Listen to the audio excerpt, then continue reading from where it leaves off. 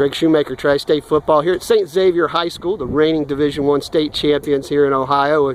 Here with Steve Specht, the head coach. And coach, new year, different team, but a lot of high expectations, especially with 9 guys returning on the offense, starting.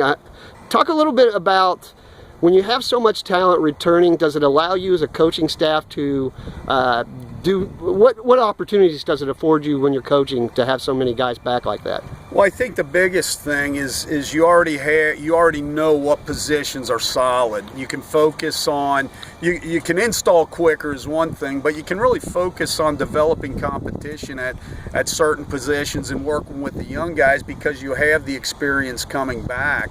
But we do remind the guys that we're a totally different team. You know, these guys haven't accomplished anything this year. We don't see Liam Clifford walking through the door or Gabe Du Bois suiting up. Gio Albany's, Matty Devine. Great players, great leaders, and this is a new team, and they've got to develop their own identity. And our focus, Greg, is just to get better. We want to get a little bit better every day. Yeah, and you look at your defense, you got a handful of, you talked about guys like Devine and Du Bois leaving, but you got a handful of guys that are 3-year starters on that side of the ball. What do you expect out of that group? Well, what I'm expecting is those guys to develop from a leadership standpoint. I really need these guys to step up as leaders. When you lose the middle of your defense, and year after year after year, any coach will tell you you want to build inside out. When you lose your nose guard and your Mike linebacker and your middle safety, and Gio, Matty, and Gabe, it's a building. You got a lot of work in front of you, and we need those younger guys that are now older guys to step up and lead the young guys, and that's what we're developing right now. It's squeezed so much since they push a season up a year. You don't have that additional week to really work and see how you're going to develop that identity. You got to jump right into the fire. I mean, we're scrimmaging Friday.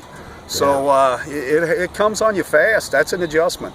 Yeah, and when you look at your schedule, what are you really expecting? Well, out of your first couple of scrimmages and then your first couple of games, what are you expecting to see out of this team? What are you hoping to see? Well, I'm hoping to see improvement. I'm hoping to see us start to figure out who we are, and then you really don't have that identity set until week 3, week 4, when the kids really start growing into their roles. So, we jump into the fire with Lakota West week 1, and we'll see. We'll know right away where we're weak, what we have strengths at. We'll know what we have to work on, and then you start to build from there. So if we can incrementally improve, and I think these kids have, from the beginning of June to where we are now, they've really improved. But we've got to keep focusing on that individual improvement so that the team grows. And we're getting there. It's a process. I want to ask you a little bit about the playoffs expansion to 16 teams, which means basically everybody in Division I gets in. But for you guys, it's always been hard to schedule. Do you think now, with going to 16 teams, that you're going to find some teams locally that are more responsive to playing you guys because they can absorb a loss now? Who knows? Who knows? When we voted on, going to 12, I didn't want to go to 12. I liked it when it was 4. I just thought it was exciting. But we went to 8, and I thought 8 was good. And then they went to 12 with a bye, and I was against that. I don't like a bye going to the playoffs.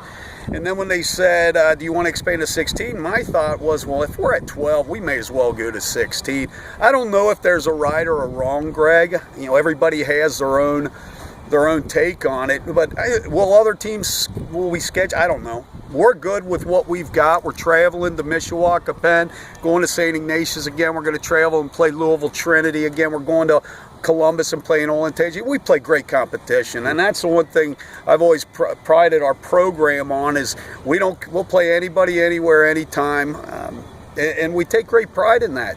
And if people want to play us, great, we'll play. It's high school sport. That's all it is, and like I said, we take great pride in playing a great schedule, great competition, and at the end of the year, it shakes itself out. I wanted to ask you a little bit about that. Your long bus rides, Penn's a 4 or 5 hour bus drive, St. Ignatius the same way.